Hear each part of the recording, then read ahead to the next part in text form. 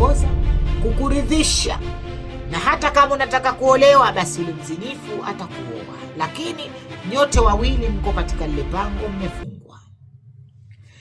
Basi bwana akanambia Sharifa, hadi ni deni. Usipoacha zina, kile kiwiliwili pale hakitatoka aslani ya badani mpaka kufa kwako. Kwa sababu ukisikia kutubu toba ya kweli, basi ina maana kwamba ukubali hiyo mitihani inayokukuta. Yule bwana mzinifu mwenzako, ile pesa aliyoichukua ndio kaileta kuomba kwamba wewe upitie wakati mgumu ili yeye apate kukurudia tena yule, kwa sababu ni mzinifu mwenzako. Yule pale nikaoneshwa naye mwili wake, yule mzinifu mwenzako yule pale, ndio maana mkawa pati moja, movie ya Double Impact. Ala ewa, ikaanza process mimi ya kutolewa kwenye kile kifungo kizito nilichokuwa nimefungwa pale, kinachosemekana kilikuwa kifungo cha zina. Watanzania nikaambiwa nifanye ibada. Ibada hiyo ndio itakayoniokoa kuleta wepesi kutoka pale nilipokuwa nimewekwa. Nikapewa masharti ya kukaa kitako chini, kubeba msahafu, kulia na Mola wangu kibla, mpaka kile kiwiliwili kisamehewe, kitoke pale kilipofungwa. Ndo yale maneno mnoambiwa mkitubu toba ya kweli, basi Allah anawasamehe. Ni kwamba anatoka mtu anakutoa katika lile pango ambalo ulikwenda ukaekwa. Lile pango kutoka, ndugu yangu, mpaka uache maasi. Ndugu yangu, nkazianza ibada za usiku na wehuka mitandaoni, nyuma pazia nalia na kibla. Mitihani ikaanza ya kifedha, mitihani ikaanza ya kila aina, ili nipate nirudi tena katika lile sakata pale nisitoke. Yule mtu alonisimamia kila akija ananiambia, no, usirudi nyuma, utanifelisha, utani let down, kwa sababu tunataka tutoe ule mwili ule, hautoki kirahisi ule kama hujatumia neno la Mola wako. Taja neno la Allah ndio utatoka pale. Unafikiri kifungo kile cha masihara, umeona mziki ule, umeuzwa wewe na matajiri wakubwa wamekuuza. Kwa hiyo umewekwa pale, lock yako ngumu sana kutoka pale. Usipofanya hichi ninachokuambia pale, huwezi kutoka. Watanzania nkaanza ibada zile, nalia nkigaragara, nkaingia mpaka kwenye vitanda na garagara, naingia mpaka kwenye makabati na garagara. Watanzania sometimes nanyoka kama rula, nalia na garagara. Kila nkirudi usiku na kwenda pelekwa na unaukana, bado ule mwili wangu uko pale. Nikaambwa zidisha ibada, mwili utoke. Nikazidisha Watanzania, Ramadhani uniambie kitu. Siku moja nikaona ule mwili wangu sasa unaanza kutafuta mlango. Unaangalia mlango hivi. Nikana muambia ule mtu, angalia kile kiwiliwili changu kinatafuta mlango. Amba sasa tunatafuta njia ya kutoka sasa. Akatokea mtoto mdogo akaniita, "Auntie, come." Kwa Kizungu. Nikamfuata ule mtoto. "Follow me." Nikamfollow. Akaanza kunipeleka yule mtoto. Ananipeleka yule mtoto, kufika pahali yule mtoto sikumuona tena. Kumbe huku nyuma niliacha kusali, nikaacha ile ibada, kama uzito uliniingia. Nikafika sehemu sasa, nikaacha yule mtoto simuoni, lakini kuna darkness. Akarudi yule mtu akanambia, "Koleza ibada. Dalili nzuri inaonekana. Umefikia half. Endelea. Unanjia uzito, lakini ibada naifanya." Kaanza tena kuifanya ile ibada kwa nguvu zote. Akatokea tena mtoto yule, "Auntie, come." Ananiambia, "Follow me," kwa Kizungu. Nikawa namfuata yule mtoto, namfuata, tunakwenda, tunafika mahali yule mtoto kanipotea. Kumbe huku niliacha ibada. Nikasema, mbona naona vitu hivi alafu vinapotea? Huku tayari ibada, unajua niliacha vipi? Siku nikipata ile period. Nikawa sasa nataka nitoke sasa pale, sasa ikanijia hamu, sasa nataka nimalizie teshia vipi? Narudi, naanza kurudisha movement yangu ya kuanza tena ujinga, lakini zina sikuikaribia tena. Lakini kuna vitu nkaanza, na sometimes kipindi cha sala kinanipita, sometimes napotezea na dharau. Kumbe pale ndo kastaki ule mwili wangu pale. Nikamuuliza ule mtu, akaja tena, vipi? Akanambia, unaonekana unaipotezea ibada. Endelea kusali, endelea utatoka, kwa sababu tushafikia hatua nzuri, lakini una let down. Okay, nikaianza tena ibada. Nikaanza ibada. Siku akatokea mtu kama kichaa hivi, mwenda wazimu. Pop, katokea mbele yangu ule mwenda wazimu. Nikamwambia vipi? Nikanamwambia natafuta njia, nataka kutoka, lakini naona kila nikitaka kutoka sijui mlango uko wapi, nje naona niko kwenye pango. Lile pango lilikuwa kubwa hatari. Akanambia njoo. Akanambia umesema ile pale ile pita pale. Pupu, ukipita mbele huko kuna kitu utakikuta, ananielekeza sasa yeye. Wewe nenda follow ninavyokuambia mimi. Nikaingia ile eneo, nikapita, nakwenda bam. Nikanasa sehemu kuna shimo kubwa. Sasa nipande juu kwenye lile shimo. Kuna daraja mbele, nilipanda lile daraja. Nitalipandaje daraja lile? Pap, nikaishia pale kwenye lile shimo, mbele kuna daraja na lile daraja natakiwa nilipande. Nikaacha ibada. Nikawa nasali, sometime napotezea, naacha, naenda, mimi niko tu. Nikakaa siku moja, mambo yakaanza tena kufikichana. Mambo yakaanza kunizonga, mambo na unatafurani, naanza kukopa. Sasa nikaanza kuingia kwenye mikopo. Sasa kila mtu namkopa. Nitumie dola 100, nitumie dola 50. Leo nitumie chakula, leo nitumie hichi. Akaja yule mtu anayependa kuja kunitembelea. Kipindi hicho ile bibi haji tena ile Jumatano pale kazini. Mpanka na misi, sina namba yake. Pap, akatokea yule mtu. Nikamwambia vipi, na shida, mambo yamenikana lia sasa. Akanambia tulikuwa tunakaribia pale kutoka, lakini unaniangusha, yani kuna muda yani unaacha ibada. Sasa unatakiwa ibada mpaka pale utoke. Ile situation nzito ile kutoka ile situation nzito sana. Hii mitihani ya maradhi unayoipata, kuumwa, ukenda hospitali huonekani una kitu, unasema umerogwa, hujarogwa Sharifa. Zina hiyo ndo inavyoadhibu watu, Usije ukenda kwa mganga. Sasa ukitoka kwenye zina unakwenda kwenye shirki, utaniangusha. Simama hapo uliposimama, usiniangushe. Tumefikia hatua sasa, wewe unakaribia kutoka pale. Sasa alivyoniambia vile, mimi kama roho yangu ikaitaki tena, nikawa hata sishughuliki tena na ile ibada. Nikana sali, lakini nasali ile kama bismillahirrahmanirrahim na kazi. Kumbe tayari kule anaambiwa kuna mmoja akashatoka na hajulikani aliko. Sasa kwenye ile jela mimi natafutwa, sasa niko wapi? Kiwiliwili changu hakionekani tena. Ndo mimi sasa kuacha ile ibada nikaidharau. Kumbe sasa wale wanausaka mwili wangu waurudishe tena pale. Sasa tayari mazonge nianza kujisikia tafrani, naanza kujisikia nakwambia mtihani mitupu. Kumbe tayari huku mimi nishastopisha kila kitu. Naendelea na 50 zangu, na wehuka na vaa mawigi yangu na wehuka. Yule bibi akatokea pale kazini. Yuko wapi Sharifa? Kaambwa yuko break. Akanisubiri mpaka break nikamaliza. Zama siku tele nzuri. Ulikuwa wapi? Mbona sikukuona kitambo? Alienda vacation na cruise, nilikuwa siko hapa Marekani. Anyway, vipi mambo yako yanaendeleaje? Ngamba mambo yangu sasa hivi ni magumu vibaya sana. Bora ulivyotokea. Pesa ya kula sina. Akanambia hii hapa. Kanunue chakula ule. Okay, vipi yule bwana? Ngamba yule bwana sasa kumuona, tushamalizana mimi na yule bwana. Usiniletee habari za yule bwana sasa. Tuzungumzie mambo mengine. Okay. Akacheka yule bibi, akapiga makofi. Well done. Akanambia anyway, yani yani umejaribu. Anyway, tutamalizia hii. Nini? Akanambia boza kukuridhisha. Tanzania, habari za asubuhi. Sisi New York sasa hivi asubuhi. Jamani wa Zanzibari, chechei. Kuna watu ambao wamenifuata DM wakasema Sharifa msamee mpangaji, tunamuombea sisi.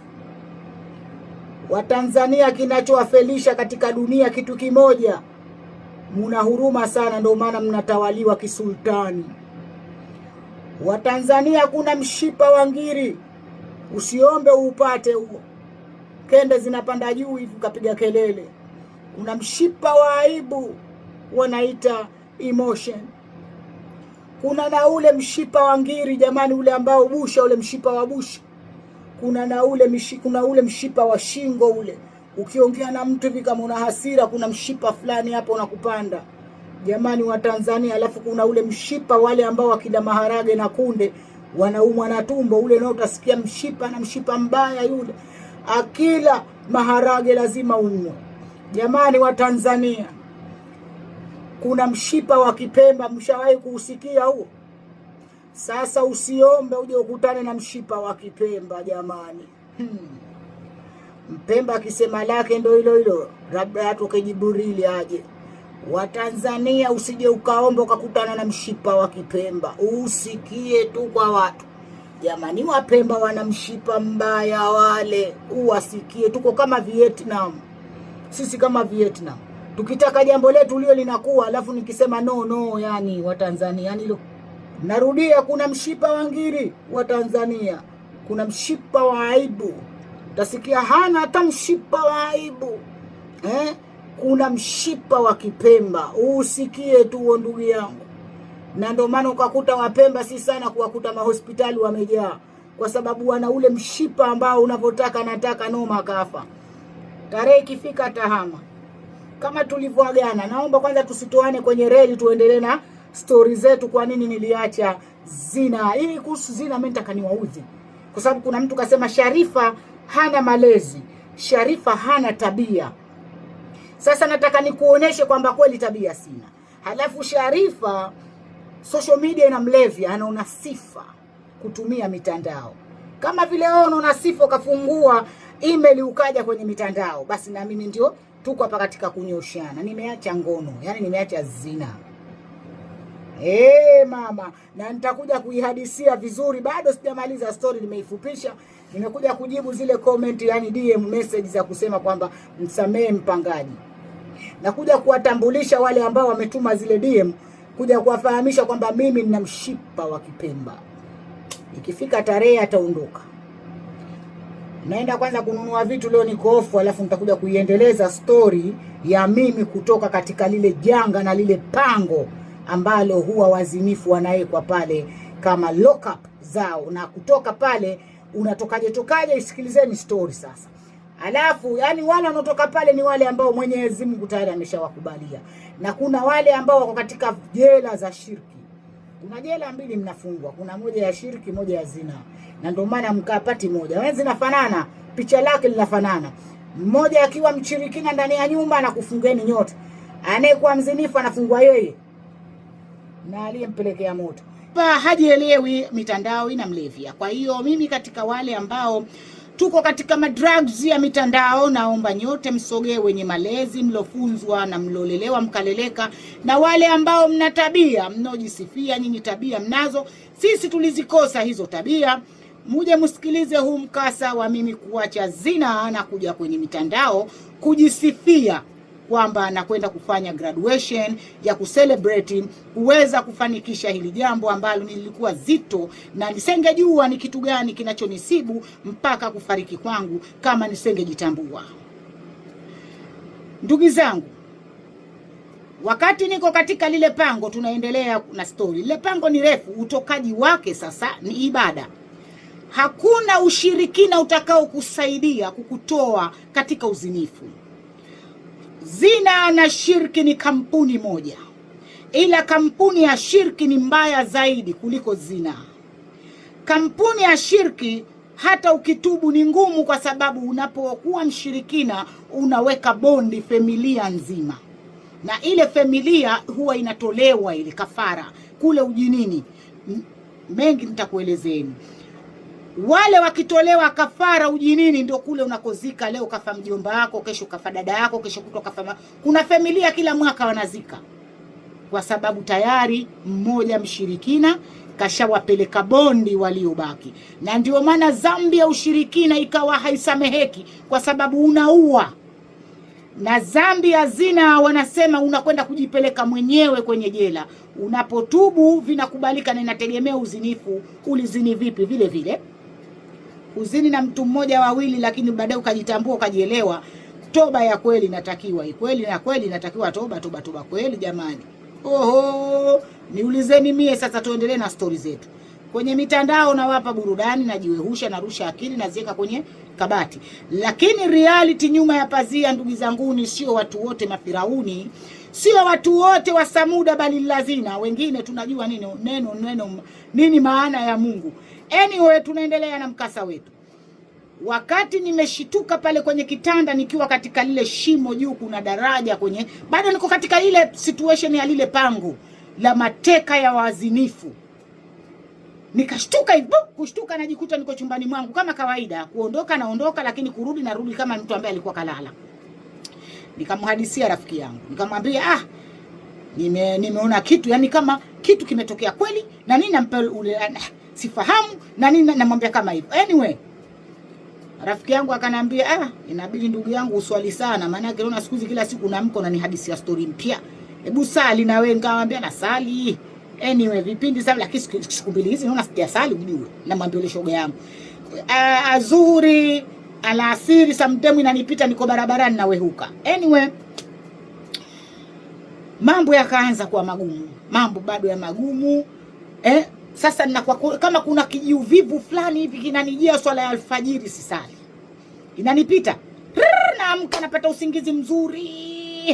Naamka sala alfajiri siipati, sometimes nikitaka kuamka ile swala za usiku zile, na kwa kama kuna raha fulani ya usingizi na nijia kama kuna mtu ananipetipeti hivi ili nisiamke mimi kusali wala kuomba yale nilikuwa naomba. Mambo yakaanza kuwa magumu wa Tanzania. Hela nikiikamata uwaga haikai. Kawaida, ngojeni nikuambieni hapa kabla sijamalizia huu mkasa. Kawaida mzinifu kuolewa na mzinifu mwenzake, na ndio pale ndoa zenu mkawa mnachitiana, kwa sababu yule yuko katika kukamata mateka kuwapeleka kwenye lile pango. Kumbukeni, ukiwa una history uliwahi kuzini kabla hujaolewa, basi na huyo mumeo anazini na aliwahi kuzini kabla hajakutana na wewe. Kwa hiyo wazinifu mnakwenda kuwajora hili moja. Pale sasa ndoa yenu inakuwa ndoa nyote mkiwa tabaka moja. Kwa hiyo mnaanza kulizana ndani, kuto kuheshimiana. Mwanamume hasikila muazini wala mteka maji msikitini, saa zote yeye yuko busy na wanawake wa nje. Kwa sababu gani? Umekwenda kuolewa na mzinifu mwenzako. Kwa hiyo usilie ukaanza kuhangaika, ananichiti, simuelewi, ananidharau, ananikejel, ananikashifu, kwa sababu ndio mzinifu anapoishi. Na wewe sasa ndio jora moja, mko katika lile pango. Ukitaka mumeo asikuchiti, asikuumize roho, asikulize na ulimwengu, kaa naye kitako chini, mrudishe katika mstari wa ibada. Mkifanya ibada kwenye ndoa, hawezi mwanamume kutoka akawa hajitambui. Ndio pale anaona bora akulete mke. Hii najua mkizungumza hapa tena nitawaudhi. Mtaanza kusema sina malezi, halafu Sharifa hana tabia. Ndio pale mnaambiwa kwenye aya, oeni wake wanne. Kwa nini? Kwa sababu utashindwa ili usizini, unakwenda kuoa. Sasa matokeo yake, kama si mzinifu, ukenda ukaoa mwanamke ambaye alikuwa mzinifu na hajarudi kwa Mola wake, ile ndoa haiwezi kukaa. Ndio maana unasikia kila siku anaoa anaacha, anaoa anaacha, kwa sababu muoaji si mzinifu, anaoaoa wazinifu, na ndio maana anaoa anaacha. Ama aliyeolewa si mzinifu, lakini mume ana tabia ya uzinifu, kwa hiyo ile ndoa haiwezi kudumu pale, haiwezi kuwa ile ndoa, kwa sababu mwanamke ulimkuta bikra, hajawahi kuguswa. Mwanamume umetoka na 50 zako, wewe ndio umekuwa wa mwanzo kumlala yule, lakini ndoa ile miezi 2-3 unamuacha yule, kwa sababu kwamba wewe ni mzinifu, huwezi kukaa naye. Allah analiondoa lile, bwana nyinyi sambaratikeni, kwa sababu wewe uko katika pango, utamuhangaisha huyu mwenzako. Ndio maana ya zina ambazo sasa hivi zinakutawaleni, mkawa mna ndoa za ajabu, mna ndoa za misukosuko, za vilio, mna ndoa za kutokuelewana, mnahangaishana, kwa sababu nyote mko kwenye situation ya wala takrabu zina, mkenda mkajiweka pamoja wazinifu. Mzinifu ataoa mzinifu mwenzake, mshirikina ataoa mshirikina mwenzake. Wenye shirki wale wanaondoa kizazi kizima, wale dhambi yao kusamehewa mtihani sana. Wazinifu inategemea, kuna wengine mnapromotiwa na yale mapesa na marenji na magari na maviwanja, kuingizwa kama mateka, wanachukua nyota wale, kwa sababu kitengo cha shirki na kitengo cha zinaa kampuni moja ila ofisi tofauti. Kwa hiyo wanashare wale wenye pesa washirikina wanakuja kudonation kwa wazinifu, kuwagaia hela, wakawatajirisha utajiri wa kuwabeba nyinyi makundi kwa makundi, kuwaingiza katika lile pango. Na lile pango kutoka Watanzania, maradhi mlio nayo, vichwa vichomi, maradhi msioyafahamu, pale ndo mnapokwenda hospitali mnaambiwa hamuumwi, ndio mnakwenda sasa kukimbilia kwenye shirki kusema